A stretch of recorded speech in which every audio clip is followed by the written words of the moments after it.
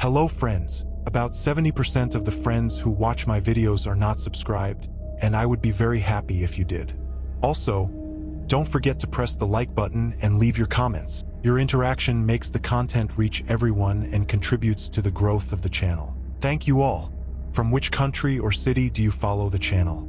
Man, what a brilliant idea it was to book a trip to Heritage Pines retreat up in the Catskills of New York. That's what ran through my mind as I trudged back from fishing along the rocky banks of Willow Creek. The air was so fresh it practically sparkled in my lungs. The company was warm and easygoing like old friends. And the food, oh, it was natural, hearty stuff straight from the earth. This place felt like a reset button, washing away the grime and chaos of city life back in Rochester, letting me breathe easy for once. If I had my way, I'd stay here until the leaves turned red and gold around September. But work only gave me 2 short weeks. I stepped into the gravel yard of our rented cabin off Pine Hollow Road, set my dented metal bucket brimming with fresh trout by the creaky screen door next to my trusty fishing rod, and pushed inside. Right at the threshold, a symphony of smells hit me full on.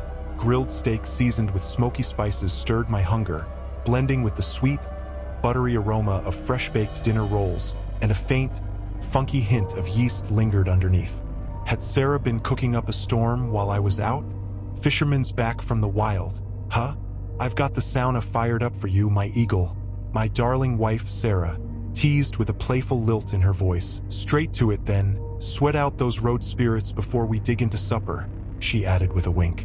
I gave her a nod and headed out back to the little cedarwood sauna tucked near the shed. Some locals I'd fished with, guys with weathered hands and thick upstate accents, told me it's an old custom around these parts. Wives heat the sauna to greet their husbands home from a long trek, chasing off any bad mojo picked up along the way. Sounded like paradise to me. Warm up after the damp chill of the woods, unwind from the 3-mile hike back, then sit down to a proper meal. Dream vacation material right there. So that's exactly what I did. I untied my leather belt with a satisfying clink, shrugged off my red and black flannel shirt damp with lake mist, kicked off my scuffed hiking boots and faded blue jeans, then carefully slipped off my silver cross necklace, a keepsake from my grandma back in Buffalo. I placed it on a high wooden shelf, stretching a bit for my modest 5'8" frame, feeling the rough grain under my fingers. After a long, steamy session in the sauna, sweat beading on my brow and heat soaking deep into my tired bones, I splashed myself with icy well water from a bucket, shivering as it snapped me awake. I pulled on the fresh clothes Sarah had left folded on a stool, a soft cotton tee and gray sweatpants, and reached up again for my cross. My fingers fumbled blindly along the shelf, brushing dust and splinters, until I snagged the chain at last. To my surprise, I pulled down Sarah's cross too, its delicate gold catching the dim light.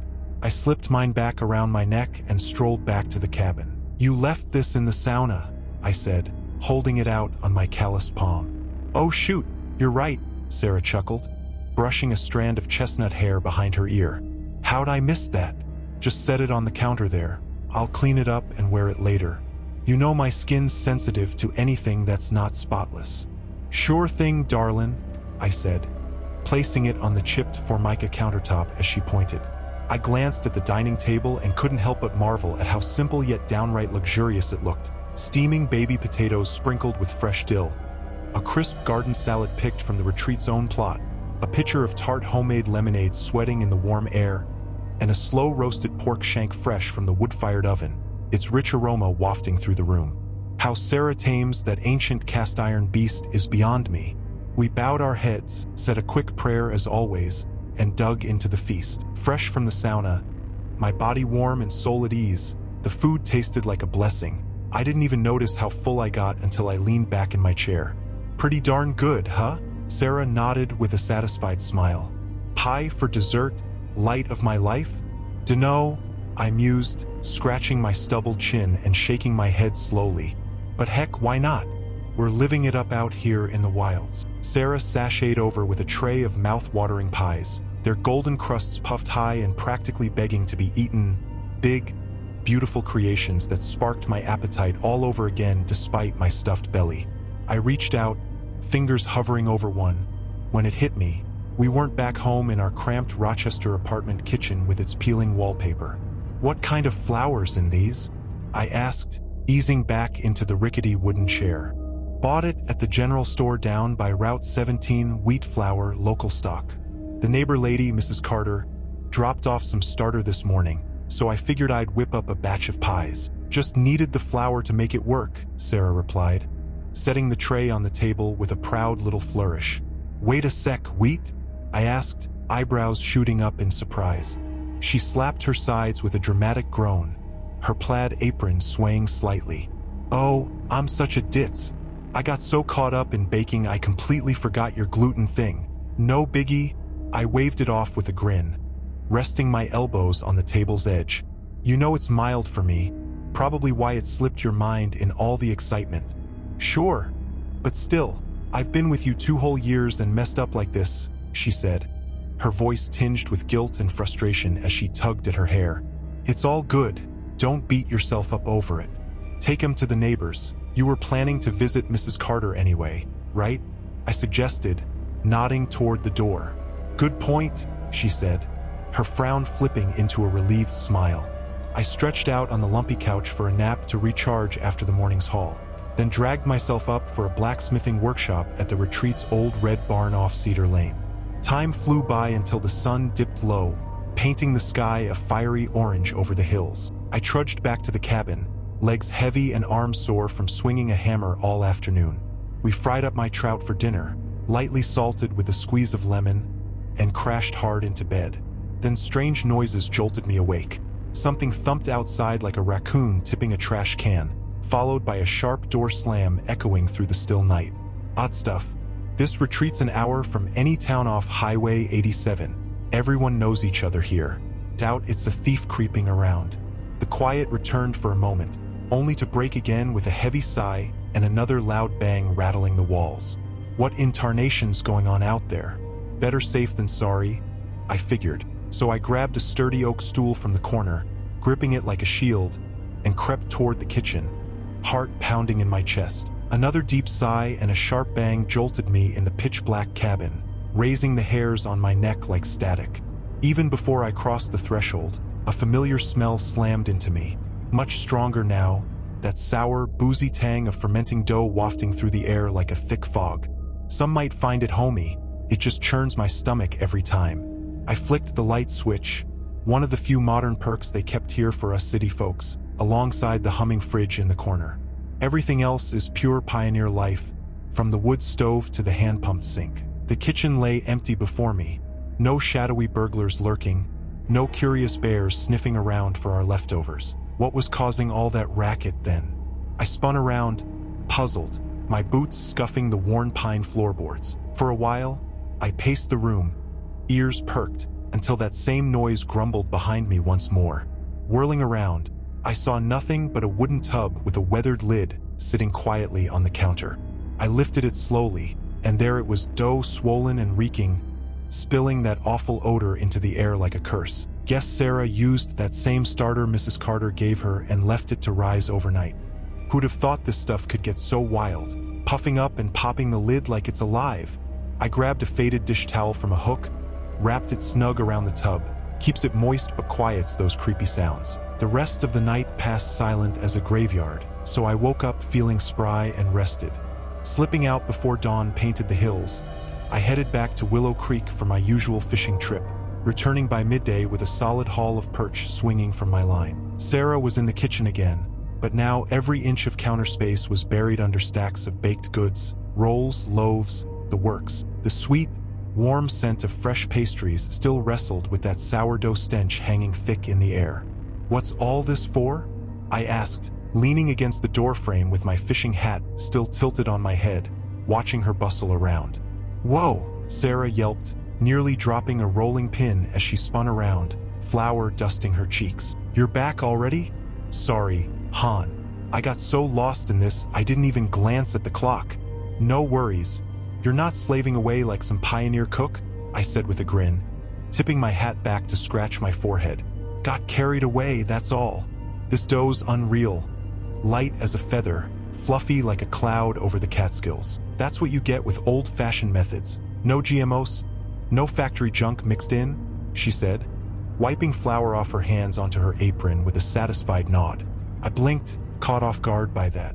I love this place too, but what's with the GMO rant? She's usually too sharp for that granola nonsense. Maybe she's just swept up in the rustic charm out here. Oh well, no harm done. Want a roll? She offered, holding up a plump one with a hopeful little smile. You know those are off limits for me, I said, though the sight of those golden beauties tested my willpower something fierce. Guess she's dead set on using up that flour she bought. What else you gonna do with a sack of weed out here? But why keep nudging me? Maybe these won't mess you up, she pressed, stepping closer with a glint in her eye.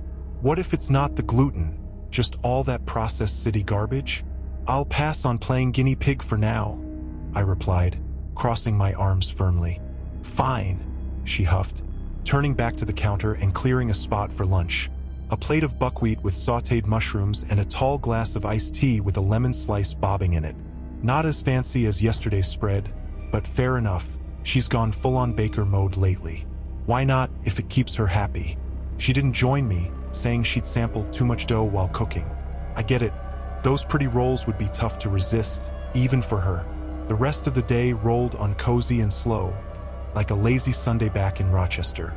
I headed out to the blacksmith class down by the barn, the clang of metal on metal ringing in my ears as I shaped a lopsided hunk of iron under the hot sun. Dinner was just me. Sarah said she'd eaten at the neighbor's while dropping off her latest batch of goodies, and I hit the sack early, sinking into the mattress. Then I woke again to that darn tub lid clattering like a loose shutter in a gale. Should have told her to use the towel trick. My own fault for forgetting to mention it. Weird thing was, the pop sounded faster, sharper this time, though maybe I was just groggy and imagining things. I sat up, rubbing my eyes, and realized I was alone in bed under the patchwork quilt.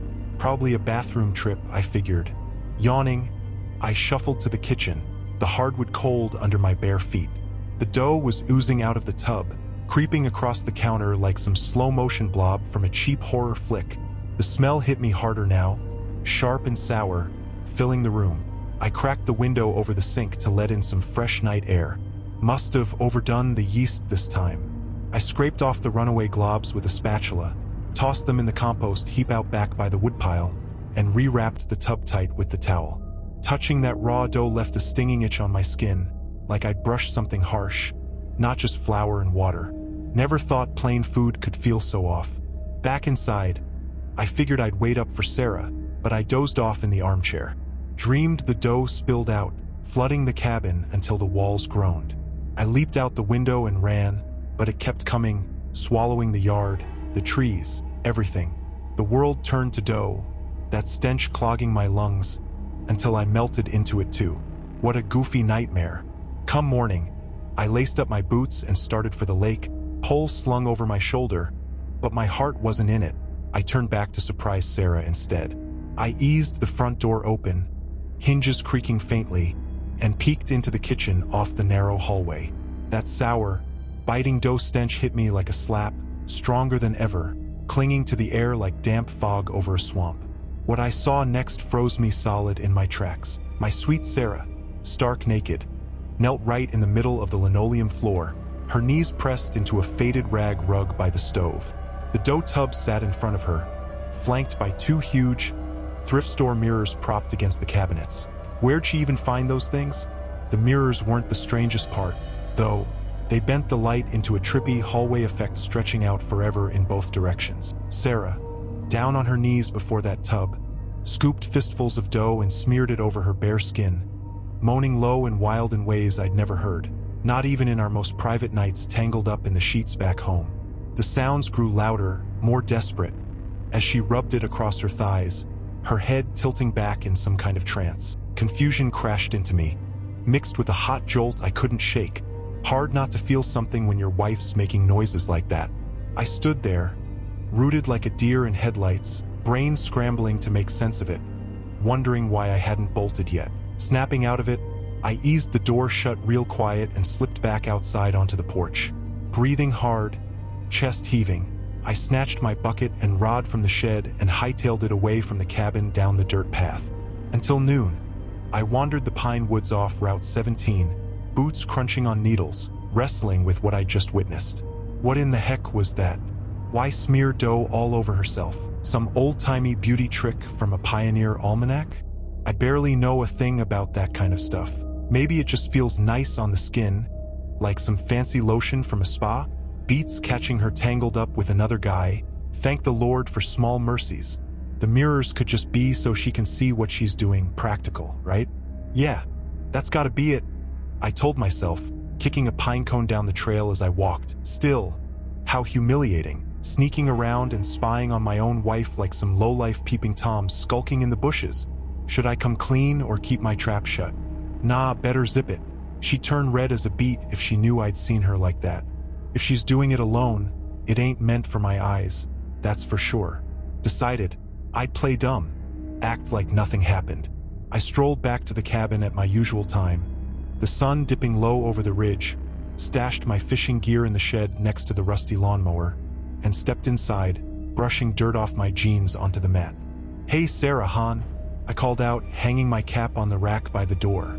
Hey, she replied, her voice flat and dry as stale bread. Hungry yet. The kitchen was jammed with baked goods again, rolls piled high on the counter, loaves cooling on racks by the window. Where's she getting all this dough? I could have sworn she'd slathered every bit from that tub on herself. Or does she use half each day and whip up this much with the rest? Could be, I reckoned. She's been glowing lately, skin smooth as a peach. Maybe I'm underestimating how much that tub holds. You spacing out over there?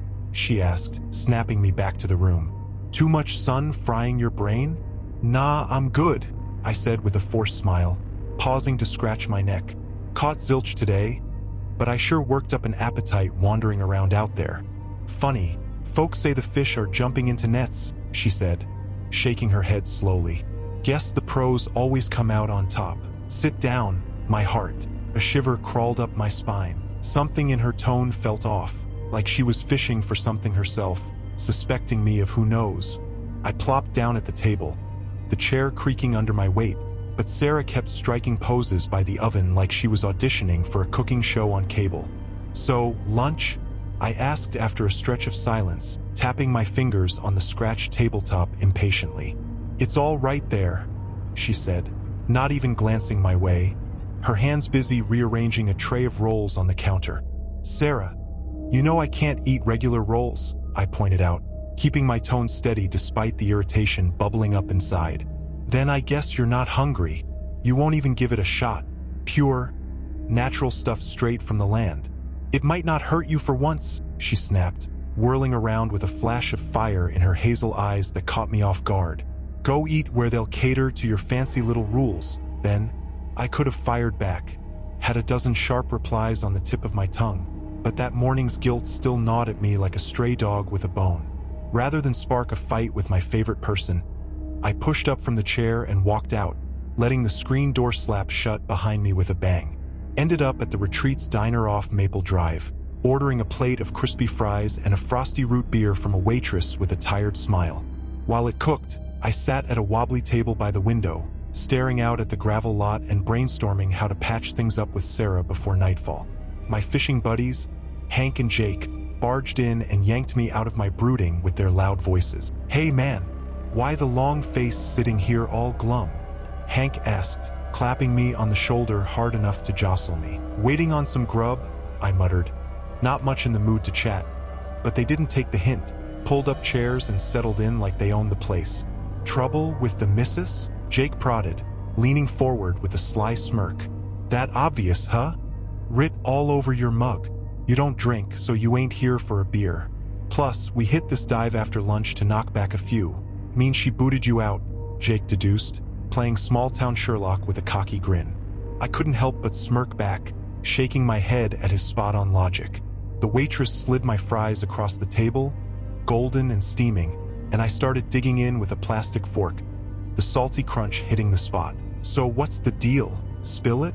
Hank pressed, snagging a fry from my plate without asking, popping it in his mouth. She's gone nuts with baking lately, and I wouldn't touch the stuff, I said, dipping a fry in ketchup and taking a bite. Big mistake, buddy, Jake drawled, leaning back in his chair with a lazy grin. Your wife's got some killer buns. Hank busted out laughing, nearly choking on his stolen fry, while Jake's face turned pink. realizing how that landed. Cut it out, you jackass. I meant her baking. She brought us some the other day. Tastes like heaven. I'm telling you, he corrected, swatting at Hank to shut him up. Fair point, Hank said, wiping a tear from his eye after his fit. Our wives caught the bug too after tasting it. Say city dough doesn't hold a candle to what comes out of this place. Something about the local flour, I reckon. You're missing out. Dumb move on your part. Can't help it. Gluten-free or I'm toast. For days of gut hell and I'm done for, I said, shrugging as I munched another fry. That rough, huh? Jake asked, eyebrows raised in surprise.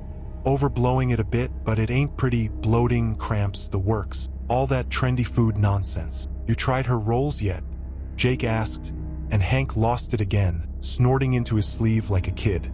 At least you clowns lifted my spirits some, I grumbled, shaking my head at their antics with a half-smile. Don't sweat it, Hank said, clapping my back. If she's ticked, forge her a rose down at the smithy. They've got classes. Chicks melt over handmade stuff like that. I've been going, but it's a slog. My nails come out looking like twisted scrap, I replied, rubbing my jaw thoughtfully. Just ask the guy running it, he's a good dude. Helped me hammer out a decent one last summer, Jake said, nodding sagely. Hank jumped in, adding he'd known the blacksmith from trips here before. Solid fella, always willing to lend a hand to a rookie like me. I finally tuned out their yammering, latching onto that idea like a lifeline through the noise. A gift to smooth things over, perfect way to say sorry without fumbling my words. The blacksmith, a burly guy with a gray beard and a gravelly laugh, listened to my stammered explanation, gave a knowing nod, and fired up his propane torch and angle grinder in the open-air workshop. Even with those fancy tools, it took until the sun sank below the pines, casting long shadows across the gravel lot by the barn. I trudged back to the cabin along Pine Hollow Road, bone-tired but proud, clutching a rough iron rose in my sweaty palm, its edges cool against my skin. Sarah Hahn, I said, stepping through the door and kicking off my muddy boots by the mat. Forgive this dumb lug. I love you and respect all the hard work you put in. You know that, right? I held out the rose, pulling my best sad puppy face, eyes wide and pleading like a scolded hound.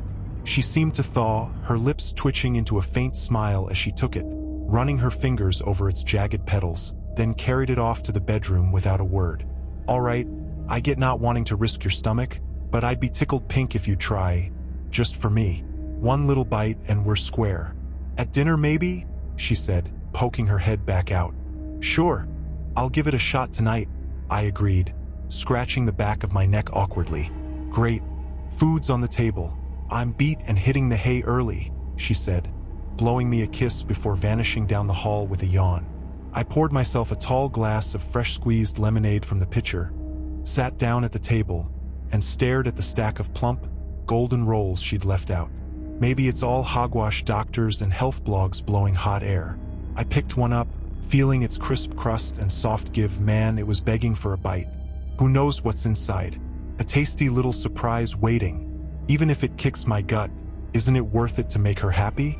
I've toughed out worse plenty of times before. Just as I lifted that roll to my mouth, my knuckles brushing my lips, a loud knock rattled the window pane behind me. Sharp and insistent. Who's banging around this late? I grumbled to myself, stepping out onto the porch, the roll still clutched in my hand, its warmth seeping into my palm. It was old man Gus, the retreat's resident drunk, or maybe just a guy playing the part for kicks, with his scruffy beard and tattered trucker hat pulled low. Howdy, Alex. Fine night out here, ain't it? He slurred, swaying a bit on the gravel under the porch light. Hey, Gus. Was decent until now. What's up with you? I asked, leaning against the railing casually. Riding my bike down the lane. All's dark as pitch. Then bam, your light's blazing. Thought I'd swing by. Check if everything's hunky-dory, he said, squinting at me with bleary eyes. We're fine, I replied, sensing he was fishing for more than a friendly chat. How about a drink to warm the bones? He cut to the chase, grinning with a gap-toothed smile that flashed in the dim glow. Don't drink, sorry man, I said, shifting my weight to the other foot. Kids these days, men sober as judges, women slathering dough all over. World's gone plumb loco. he muttered under his breath. Then quick as a snake, snatched the roll right out of my hand. Gimme this then. Old-timer's gotta eat something. He shuffled off toward the gate, his boots crunching loud on the gravel path. Wait up! What did you just say? I called after him, stepping forward into the cool air. Times are weird, I said, he hollered back, ducking out of sight into the shadows beyond the yard. I wanted to chase him down, demand he explain that dough bit, but it'd stir up too much noise. Sarah might wake and catch wind of my sneaking earlier. I slunk back to the kitchen, glaring at the rolls on the table with a scowl. Dang it all, my appetite's shot now. Stepping in from the crisp night air, that yeasty stink hit me like a freight train, worse than ever, thick and cloying in my throat. I chugged the rest of my lemonade, the glass cool against my lips, and crawled into bed, wrapping an arm around Sarah. She was out cold, didn't even twitch when I settled in beside her under the quilt. I drifted off quick, the day's weight dragging me under, but woke again in the dead of night, heart thudding hard against my ribs. Sarah wasn't beside me. The sheets were cool where she'd lain. The kitchen dough was huffing louder than ever, like a kettle about to burst, popping and gurgling through the walls into the bedroom. That smell, Lord have mercy.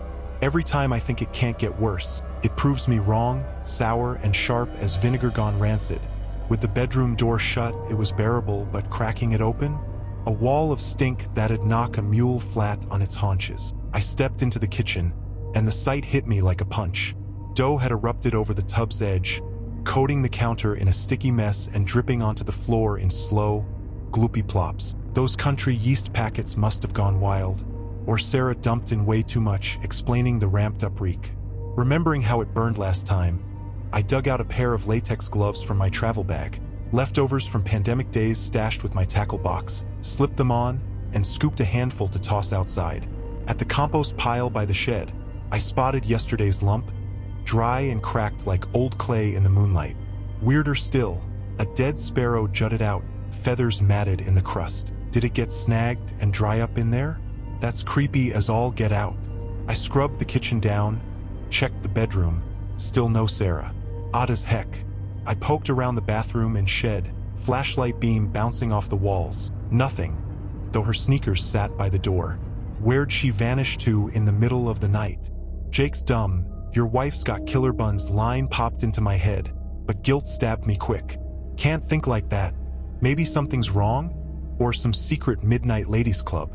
I'd ask her come morning, no dodging this time. I didn't even notice when I conked out again, sprawled across the bed in a tangle of sheets.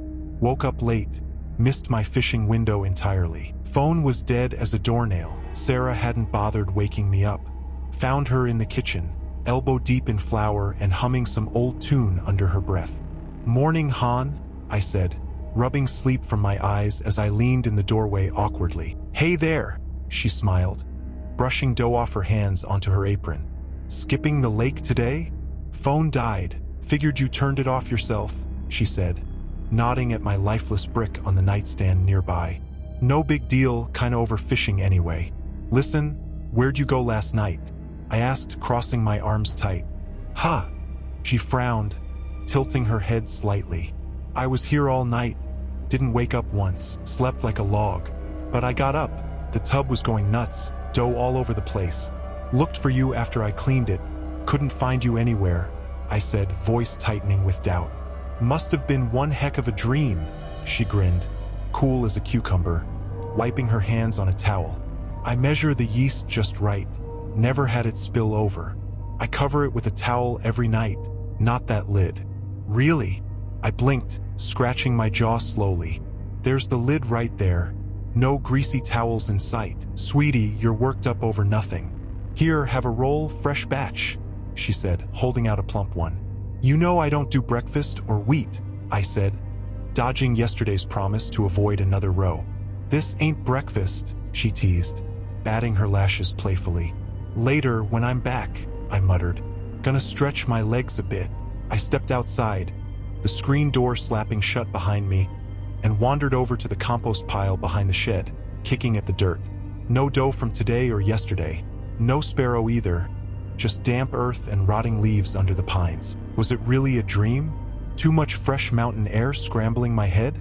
A bird couldn't get stuck in dough like that. Ridiculous notion. Still rattled, I ambled off the property, boots crunching gravel along Pine Hollow Road past the cabins. Slipping a hand in my pocket, I felt the latex gloves, crumpled, streaked with dry dough from last night. A cold sweat prickled my skin. I'd only grabbed those to wrestle that nasty stuff off the counter. Did Sarah sneak back and clean it up? Why play dumb then? Gus's "weird times" line echoed in my skull. Understatement of the century. I swung by the general store off Route 17, grabbed a bottle of decent whiskey. Jim Beam, nothing fancy, just enough to tempt an old coot. I'd never touch it myself, but Gus lights up like a kid at Christmas over it. Might loosen his lips today. His shack was easy to spot. Oldest joint on the retreat's edge, weathered clapboard peeling under the trees. I rapped on the cloudy window, waited in the morning quiet, and nearly gave up when the door swung open with a groan. "Well, look who's here, and with gifts no less," Gus crowed, waving me in with a gnarled hand, his eyes glinting at the bottle eagerly. I stepped inside, boots thudding on the plank floor. Place was shockingly tidy, not the trash dive I'd pictured for a boozer. In daylight, Gus cleaned up decent too. Beard combed neat, no puffy drunkard face, just a regular old fellow with a twinkle in his eye. Gus pointed to a bench by a scarred oak table, its surface worn smooth from years of use. Worn out from all that traipsing, I bet? I set the whiskey down with a soft clink and sank onto the seat, springs creaking under my weight. He shuffled over with 2 carved wooden shot glasses, a plate of thin-sliced bacon, some crunchy pickles, and a heap of tangy sauerkraut from a mason jar on a shelf. "All I got, but it's yours. Welcome to my humble abode," he said, spreading his arms wide with a grin.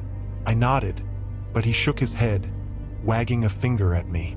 "Guest in my house, you gotta take a sip with me. Ain't proper to dive straight into business without breaking bread, or booze in this case." "Don't drink," I said, shifting uncomfortably on the bench.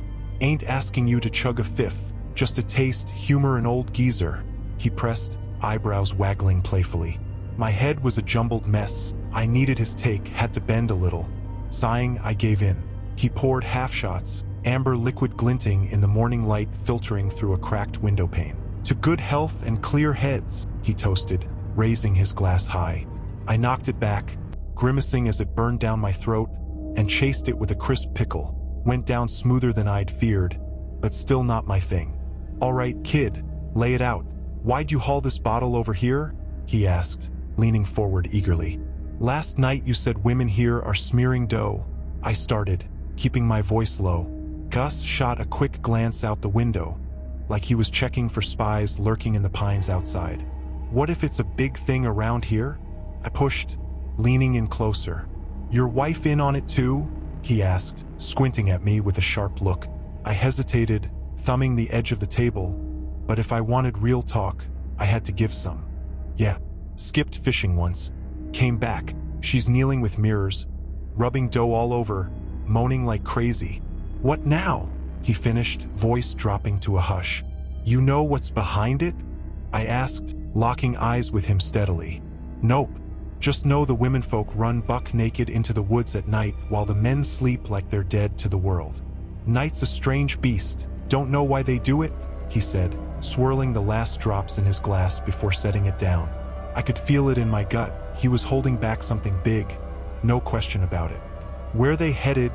You got any clue?" I pressed, tapping my foot under the table with growing impatience. "I know all right," he admitted, scratching his beard slowly, his eyes darting away. "But I wish to heck I didn't. It's queer business, Alex. You and your gal should pack up and hightail it back to the city. Got a bad vibe gnawing at my bones." "Truth be told, I've been chewing on that myself lately," I replied, rubbing my temples with a sigh. "Good luck, son," he said, raising his empty glass like a salute, his voice gruff but sincere. I left Gus's shack, his words looping in my head like a stuck record. He knew more than he was letting on. I'd bet my last dollar. Lost in my thoughts, I wandered the winding trails off Cedar Lane until dusk settled over the pines, casting long shadows across the path, then dragged myself back to the cabin. A tight knot in my stomach killed any hunger, so I skipped the kitchen. No need to choke on that yeasty stink again tonight. Sarah was already sacked out in bed, her breathing soft and steady under the quilt as I slipped in. I climbed in beside her, mind racing, dead set on staying awake this time. I stared at the log wall, tracing knots in the wood with my eyes, but sleep started winning the fight despite my efforts. Then the bed creaked. Sarah slid over me, careful as a cat burglar on a job. I snapped my eyes shut, holding my breath tight. Her warm breath brushed my cheek, checking if I was out cold. No doubt. Footsteps faded down the hall. The front door clicked shut real soft behind her. I waited a beat, heart pounding like a drum, then rolled out of bed, yanked on my jeans and boots in the dark, and slipped outside after her. Normally the night air's crisp and clean, but tonight a thick, whitish fog hung low, reeking of that sourdough rot that stung my nose. Out on the dirt road, I squinted through the haze, just making out figures slipping away into the gloom beyond. Gotta move fast and keep quiet. I took off after Sarah and her crew, legs pumping hard, breath fogging in the chilly night air as I dodged roots. Only when I closed the gap did I slow down, ducking behind scrubby bushes along the trail, twigs snagging my jacket. They veered onto a narrow path cutting through the pines off Old Mill Road, made it easier to tail them, darting from tree to tree like a lousy spy in a bad movie. After a stretch, they broke into a clearing where 5 more waited, including a buck-naked Jake standing slack in the moonlight, his skin pale as a ghost. What's that joker doing here? Some sleazy hookup? That son of a... I nearly stormed out to slug him square in the jaw but reeled myself back quick. Too soon. Gotta suss this out first or I'll look like a dang fool. Could be some artsy-fartsy thing, all stripped down so the model doesn't fidget. Dumb, but possible, I reckoned. The women sparked up a bonfire, flames licking high into the dark, then set up mirrors and scratched lines in the dirt with sticks, ringing it with flickering candles pulled from a sack. Jake just stood there, eyes glassy, sleepwalking. Maybe? They started chanting. A low hum I couldn't parse, circling the fire and running hands over their bare skin slowly. Felt slimy watching, like I'd stumbled into something private, but my eyes stayed glued. Gut screamed this was just the opener. Sure enough, the dancing quit. They hauled in a tub like ours, plunking it dead center in the dirt circle. The women lined up between the candles, shadows dancing wild on their skin in the firelight, the air thick with smoke. The oldest one, gray hair pulled tight in a bun, grabbed a hunting knife from a leather sheath and led Jake to the middle with a firm grip. She pushed him down to his knees, and he went limp like a rag doll, still moving like he was lost in a dream, unblinking. Some backwoods ritual? What's the knife for? She waved it through the air slow and deliberate, the blade catching the glow as the chanting kicked up again, mumbled words I couldn't catch over the crackling flames. The mirrors turned them into a freaky legion, reflections bouncing endlessly into the dark night. Then, quick as lightning, she drove the knife into Jake's gut and yanked down hard, splitting him wide open, blood and guts spilling out in a wet, steaming mess. My stomach lurched, while burning my throat, but I couldn't look away, frozen stiff as a board. She plunged her hand into his twitching body, rummaging like a scavenger, and pulled out a bloody clump, tossing it into the tub with a sick plop that echoed.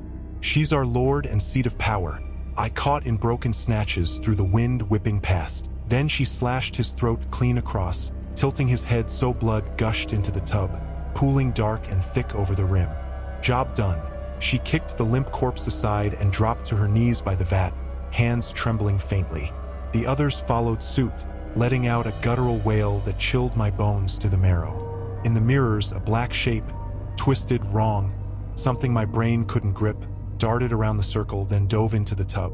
Red dough bubbled over the edge, and they tore off hunks, smearing it on themselves, moaning in a frenzy that raised my hackles. That rotting stench swelled up, thick and vile, but it jolted me loose from my stupor at last. I clawed back control of my numb legs, stumbling away slowly at first, then breaking into a full-on sprint as I put distance between me and that nightmare in the clearing. I ran flat out through the pines, branches whipping my face, desperate to erase the horror I'd just seen burned into my eyes like a brand. My brain flat out refused to process it. Sarah, my Sarah, mixed up in some bloody cult out here? How's that even possible in a sane world? I crashed back into the cabin, nearly gagging as the fermentation stink hit me harder than ever, thick as swamp gas rolling off a bog. I lunged for my phone on the nightstand. Call the cops, now. Dang it. Battery was dead, useless hunk of plastic in my shaking hands. I jammed the charger into the wall outlet, fumbling, but no juice flowed. Panic ebbed a sec, and I popped the back off my old-school smartphone. Battery gone. No way, that's insane. I tore through the bedroom, tossing pillows and rifling drawers for Sarah's phone. Nothing, not a trace anywhere. Staggering to the kitchen, I froze. Dough had sprawled across half the room, a sticky tide lapping at the cabinets and floor. I needed a phone, pronto. Then I spotted her gold cross, still sitting on the counter where I'd left it days ago. Untouched. That's it. Possession. That black thing's got them. Gotta get out of here, fetch a preacher from town fast. The dough twitched, flinging a fat, slimy glob that latched onto my boot like glue. What in blazes? I yanked hard, but it clung tight, not like dough at all, and started dragging me toward the tub with a slow, relentless pull that sent chills up my spine. I wrenched my foot free just in time, ditching the boot as a dozen more dough clumps splattered where I'd stood, sticking to the floor like tar on a hot day.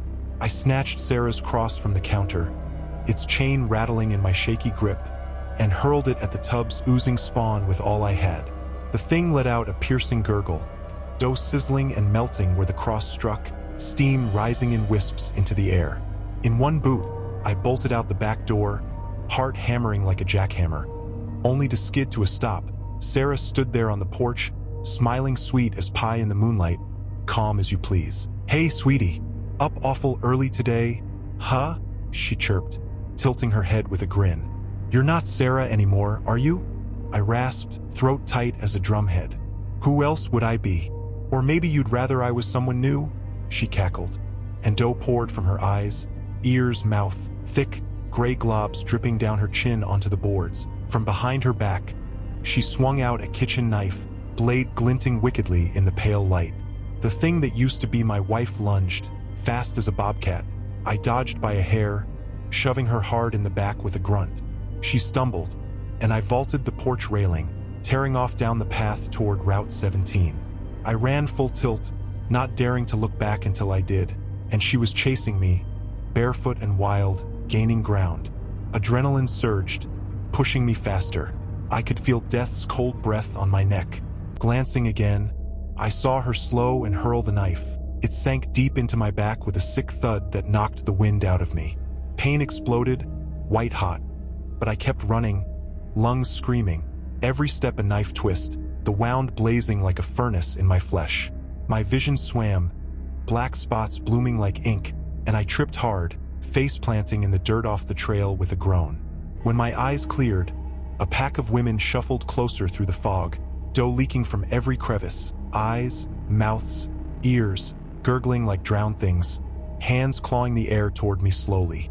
This was it, they'd taken Sarah, and now I was done for, bleeding out. "Sorry, Sarah. I can't save you," I whispered, voice cracking as my strength seeped into the cold ground beneath me. Darkness crept in again, consciousness slipping like sand through my fingers, breath shallow. The last thing I saw was some wild-eyed fella with a grizzly bear lumbering beside him. Crazy, right? Waving a blazing torch in one hand and a massive wooden cross in the other, bellowing loud, "Begone, demon! This ain't your turf. Get lost." What a nutty fever dream to clock out with, I thought, fading fast. So that's my tale, my so-called vacation up at Heritage Pines Retreat in the Catskills. Would you sign up for a getaway like that, knowing what I ran into out there?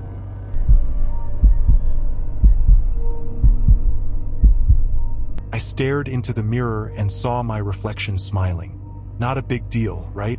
Except I wasn't smiling. My lips stayed clamped tight, my eyes bloodshot from 12 hours hauling freight across nowhere towns. But there it was. My face grinned like it knew something I didn't. I blinked hard, rubbed my knuckles across my lids, and it vanished. Just me again, 32, pissed off, needing a shower and a stiff drink. I'd pulled into this shithole motel off Route 17 because my truck crapped out an hour back. The engine had wheezed like a dying horse. The neon sign buzzed vacancy, flickering like a trapped fly, and the clerk, a guy with a face like soggy bread, barely grunted when I checked in. "Room 6. The key rattled like loose teeth in my hand. I figured I'd crash and call a tow at dawn. But that mirror stuck with me, a splinter in my brain. I turned away, muttering, "Fuck this place," and heard it bounce back, soft, like a whisper crawling out of the walls. "Fuck this," it said, slow and deliberate. I spun around, heart kicking my ribs. Nothing was there. Just the bed, the chipped nightstand, the stale air. I laughed, rough and bitter, telling myself it's road fatigue. Then the laugh echoed too, deep and wrong, like it came from someone standing right behind me. I checked. It was empty, but the hair on my neck stood up anyway. The truck broke down at dusk, engine whining like a kicked mutt. Middle of nowhere, just me, the asphalt, and a horizon drowning in fog. I'm no gearhead, but I know a corpse when I see one. 12 years driving rigs, and this beast picked tonight to flatline. So I hoofed it 2 miles to this motel, a 50s relic with peeling paint and a vibe like it had been waiting for me. The clerk slid me the key without looking up, his fingers yellowed from smokes. Room 6. I hauled my bag over, boots crunching gravel, and that's when it hit. The quiet. Not the good kind, thick and suffocating, like the world held its breath. I dropped my stuff and checked the mirror again. Just me, bags under my eyes, jaw tight. But then, hell, I swear it, the light flickered, and my shadow moved before I did. A half second off like it had its own mind. I laughed it off, voice shaky. "You're losing it, Em," I said. The laugh came back, low and warped, from the corner of the room. I grabbed my flashlight and swung it around, seeing nothing but dust and shadows. "Okay, asshole," I muttered. "Show yourself." No answer, just my own words twisted, creeping back from the dark. "Show yourself," it whispered. I told myself it's the wind or the pipes. My gut knew better. I froze mid-step. That laugh wasn't mine, not the tone, not the weight. It slithered out, close, like someone's breath brushing my neck, but the room stood empty. Bed, chair, nightstand, nothing hiding, nothing moving. I snatched my flashlight and swept the beam across every corner. Shadows stretched and shrank, but no one was there. "Who's fucking with me?" I snapped, voice cracking louder than I meant. Silence. Then my words crawled back, slow and mangled. "Who's fucking with me?" it echoed. I lunged for the door, locked tight. Windows, nailed shut, glass fogged with grime. My heart pounded like a jackhammer, but I told myself it's just exhaustion. 12-hour hauls mess with your head, don't they? I sat on the bed, boots still on, gripping the flashlight like a lifeline. Listened hard. Nothing but my own breathing, ragged and quick. Then a scrape sounded, soft and deliberate, from under the bed, like nails dragging on wood. I leaned down, beam trembling, and saw dust, springs, a dead roach. It was empty. "Bullshit," I muttered, sitting up. The whisper answered, closer. "Bullshit," it repeated. I bolted upright and swung the light again. Ceiling, walls, corners, all clear. My pulse roared in my ears, drowning out reason. I wasn't alone. Couldn't be. I stood, paced, muttering, "Get it together, Em." The echo paced too, footsteps faint, trailing mine. I stopped. Didn't. A low chuckle rolled out from nowhere. No way I was sleeping with that under-the-bed crap. I grabbed my keys and bolted outside, door slamming behind me. The parking lot was a ghost town, just my dead truck and a vending machine spitting sparks into the dark. Fog rolled in thick, choking the road I'd walked down. Couldn't see 10 feet ahead, like the world ended at the lot's edge. The motel hulkied behind me, all 6 rooms dark except mine, light bleeding through the curtains. I lit a cigarette, hands shaking, and took a drag. The exhale came out jagged, then I heard it again. A hiss copied my breath, off time, slithering from the fog. I stomped the cig out and marched back inside, boots crunching louder than they should. The clerk was gone, desk empty, just a guest book splayed open like a gutted fish. I flipped it, pages yellowed and curling. Names, dates, all scratched out except one. Emma Carter, room 6, dated yesterday. I checked in tonight. My stomach twisted. "What the hell?" I muttered, tracing the ink. It was wet. The echo answered, soft and smug. "What the hell?" it repeated. I slammed the book shut, heart racing. The neon vacancy buzzed outside, louder now like a taunt. I glanced back at my truck, fog swallowing it whole. No tow, no road, just me and this place. And something writing my name before I even showed up. That guest book screwed with my head. My name, my room, scrawled in loopy handwriting that wasn't mine, dated 24 hours ago. I slammed it shut and stormed back to room 6. The door was ajar. I'd locked it, swore I had. Inside, my bag sat untouched, flashlight still on the bed, but the mirror was fogged up, like someone breathed all over it. I wiped it with my sleeve, muttering, "This better not be some prank." My face stared back, normal, tired, pissed off me, but my eyes looked too wide, too still, like they weren't mine. I stepped back, and the reflection didn't. It stood there, watching, lips twitching into a smirk. "This is bullshit," I said, turning away. The whisper came back, loud and wet. "This is bullshit," it echoed, rolling out of the bathroom, slow, like it enjoyed the words. I grabbed my bag, ready to bail. The door wouldn't budge, handle cold, deadbolt stuck. I kicked it hard. "Open, damn it," I shouted. The echo kicked back, a boom from the walls, mocking me. I spun around, flashlight trembling. The fogged mirror cleared, but now it showed the room behind me, empty, except for a shadow standing where I stood. My shadow, but I wasn't casting it. "You're not real," I growled, gripping the light tighter. The echo laughed, crisp and mine. "Not real," it agreed. The bathroom door creaked open an inch. The lights flickered, on, off, on, like the motel was winking at me. I yanked the door again, shoulder aching. Nothing. Deadbolt wouldn't turn. "Let me out, you bastard," I yelled, voice bouncing off the walls. The echo answered, slow and thick. "Let me out," it repeated, like it savored every syllable. I kicked the door again, swearing loud enough to wake the dead. The kick came back harder from nowhere. I spun around, flashlight slicing the dark. The room felt tighter, shadows stretching where they shouldn't. The TV flicked on, static at first, then my face, grainy and wrong, staring out. Not live. Me sleeping in this bed, filmed from above. I hadn't slept yet. "What the fuck?" I whispered, stepping closer. The screen flickered, showing me pacing, muttering, "Right now." I smashed it with my flashlight, glass crunching under my boots. Sparks flew, and the echo laughed, shrill, mine, but twisted into something cruel. I swung the beam around, seeing nothing but the bed, the mirror, the walls closing in. "Show yourself," I shouted, chest heaving. "Show yourself," it hissed, from the ceiling this time. I looked up, water stains, cracked plaster, nothing else. The lights died again, plunging me into black. My breathing was loud, too loud, until I realized half of it wasn't mine. Something else panted, fast and shallow, right behind me. I turned. It was dark. Then the lights snapped back, blinding. A knock jolted me, 3 slow taps on the door. I gripped my flashlight like a bat, heart slamming against my ribs. "Who's there?" I called, voice rougher than I meant. No answer, just silence, thick and heavy. Then another knock, 3 again, harder, rattling the frame. I edged over and peeked through the peephole. Empty lot, fog swirling. My truck a shadow in the haze. Nothing else. I backed off, boots squeaking on the floor. The knock came again, this time from the bathroom. "Oh, hell no," I muttered, creeping over. The door creaked open under my touch, revealing sink, toilet, cracked tiles, all empty.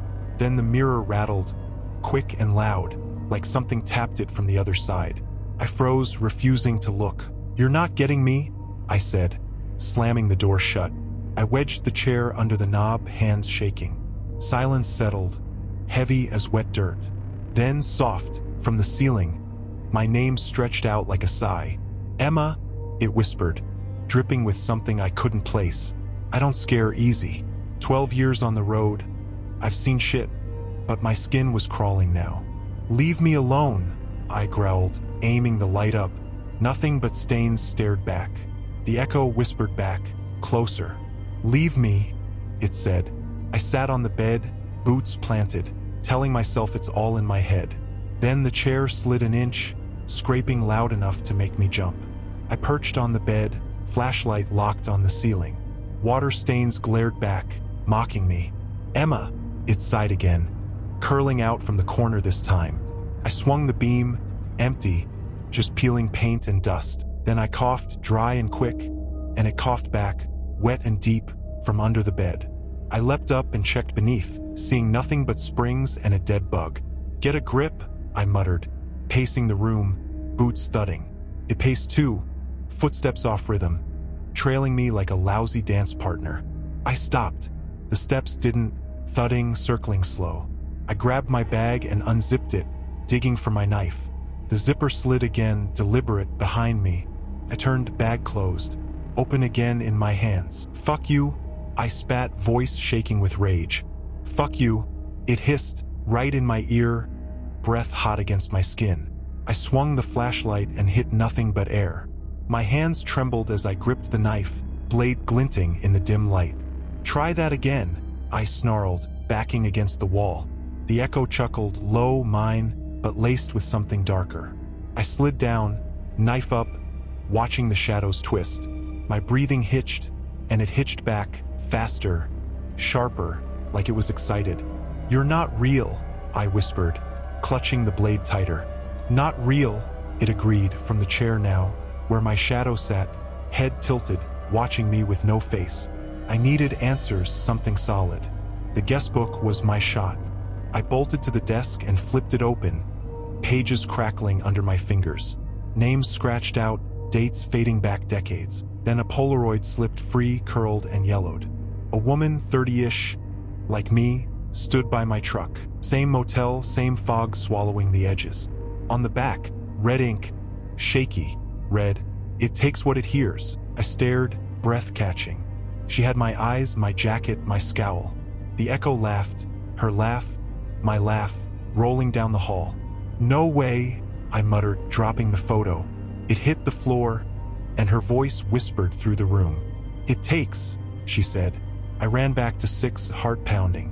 The mirror was clear now, but the reflection wasn't me. It was her, smiling, holding the Polaroid like a prize. "You're dead," I said, voice trembling. She nodded, slow and sure. I smashed the glass, shards raining down, slicing my palm. Her whisper slid through them. "It hears," she said. Blood dripped, warm and real, as I backed away. The photo was on the bed now, edges curled like it had been there all along. I grabbed it and tore it in half. The echo screamed, loud, mine, rattling the walls. "Shut up," I yelled, tossing the pieces. They landed whole again, her smile wider. My head spun. She wasn't just in the picture. She was here, listening to every word I said. I was done playing. I rammed the door with my shoulder, once, twice, and it splintered open, hinges groaning. Fog swallowed me as I sprinted to my truck, boots pounding gravel. Key in, turn, nothing. Dead as ever. Footsteps crunched behind me. Mine but not mine. Too fast. Too close. I bolted down the road, fog choking my lungs, thick and sour. The motel lights flickered in the distance, tugging me back. "No way," I growled, pushing harder, calves burning. The crunching matched me, louder, hungrier, like it gained ground. I tripped and hit gravel hard, skin tearing on my knees. Scrambled up, glanced back, fog and shadows, nothing solid. The motel loomed ahead again. Impossible. I'd run away from it. "Leave me alone," I screamed, voice raw. "Leave me," it mocked, circling from the haze. I spun, knife out, slashing air. Nothing to hit. The lights pulsed, calling me. I turned back, stumbling to the truck, keys still in the ignition. I climbed in and slammed the door, locking it. The echo tapped the window, tap, tap, tap, slow and smug. "You're not real," I panted, gripping the wheel.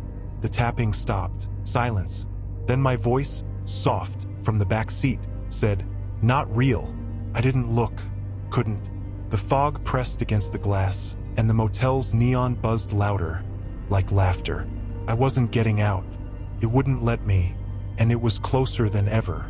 Back in room 6, the mirror was whole again. No cracks, just her staring back. Me but not me. Her eyes moved when mine didn't, tracking me like a hawk. What are you? I whispered, voice barely there. She mouthed it back, lips twisting, then kept going, silent words I couldn't catch. The room hummed, low and electric, vibrating in my bones. I snatched a shard from the floor, proof I'd smashed it. It was warm and pulsed like a heartbeat. Her reflection held one too, hers dripping red, staining the glass. You're not me, I said louder, clutching the shard. She nodded, slow and deliberate, a smirk curling her lips. The lights died, plunging me into black. Her voice, my voice, swirled from everywhere. Not yet, she said. I swung the shard at the mirror, blind and desperate. It hit something soft, not glass. A wet thud echoed, and I stumbled back, shard slipping from my hand. The dark pressed in, thick and alive. My breathing was ragged, but hers was steady, close, brushing my ear. Stop it, I begged, voice cracking. Stop it, she purred, warm against my neck. I clawed at the wall, searching for the switch. Light snapped on, mirror gone, just a blank wall, slick with something dark. Her laugh, my laugh, rolled out, low and satisfied. I wasn't alone, never had been, and now I wasn't sure who held the knife. The lights flared, blinding. The mirror was gone, just a wet, blank wall, reeking of rust. The TV buzzed alive, static screaming loud enough to shake my skull. My face flashed on screen, screaming, running, sleeping, moments I didn't recall. The echo kept going over and over. Not yet, it chanted. I smashed the set again, flashlight cracking plastic. Sparks flew, then silence hit, sudden and heavy. I stood there, panting, glass crunching under my boots. Then a hum started, low, from my throat. I wasn't humming. My hands moved and unzipped my bag, slow and steady. I didn't tell them to. I laughed, crisp and mine, and it didn't echo. It was me, or her. The room spun, walls tilting, and I felt breath, warm and real, on my neck. Get out of me, I snarled, clawing at my own skin. No answer, just the hum, louder, vibrating my chest. The TV flickered back, static, then my face, smiling, eyes too wide. You're mine, it mouthed, no sound. I swung again, nothing left to hit. My shadow stretched across the wall, but I wasn't standing that way. Turned, slow, facing me. Fuck you, I spat, voice breaking. The shadow nodded, copying my slump. My knife was gone, on the bed now, blade wet. I hadn't touched it. The hum stopped, silence roared. Then my voice, soft, from inside my skull, said, "We're done." I wasn't sure who spoke. I tore out of there, no plan, just raw need. The door gave, splinters flying, and I hit the lot running. Fog parted, cold and sharp, as I reached my truck. Key in, turn, it roared alive, impossible but real. I floored it, tires screeching, motel shrinking in the rear view. No whispers, no echo, just road, engine, me. I laughed, rough, ragged, and mine, relief flooding my veins. The hum was gone. My hands gripped the wheel, steady, mine again. I glanced at the mirror, empty, just glass reflecting stars. Fuck you, I grinned, voice hoarse but solid. No reply. Miles stretched on, fog peeling back, sky opening wide. I'd made it. Had to have. The radio crackled, static at first, then my laugh, low and wrong, looping like a broken tape. I slammed it off, knuckles white. Not this time, I muttered, pushing the gas harder. The lot faded behind me, neon swallowed by dark. My breathing slowed, chest loosening. I'd outrun it, whatever it was. The knife was still in my bag, clean now like nothing happened. I smirked and shook my head. Screw you and your shitty motel, I said, loud, daring it. Silence held. The road hummed under me, steady and real. I was free, or damn close. Then a tap sounded, soft and slow, on the passenger window. Fog pressed against the glass, and my laugh crackled through the radio again. Uninvited. The radio died mid-laugh. I kept driving, knuckles locked on the wheel. Fog was gone, stars bright as knives overhead. I'd made it, had to believe that. My reflection flickered in the side mirror. Me, tired, alive, eyes steady. I exhaled, long and shaky, letting the tension bleed out. The exhale came back, soft, from the passenger seat. I didn't look, wouldn't dare. The road stretched on, endless black ribbon, and my voice, her voice, hummed low, matching the engine's growl. A Polaroid slid from my bag onto the dash. Me smiling, in room 6. I hadn't taken it, didn't even own a camera. My hand twitched toward it, but I stopped and gripped the wheel instead. "You're gone," I said, firm, like it'd make it true. No echo, just the hum, faint now, weaving through the night. The truck rolled on, steady, cutting through the dark. I glanced at the photo again, my smile wider than I'd ever give. The motel was miles back, a bad dream fading. But that tap sounded again. Tap, tap, on the window, soft as a heartbeat. I kept my eyes on the road, jaw tight. Was I driving away or deeper in? The hum softened, almost tender, and I wondered, was it me breathing or her?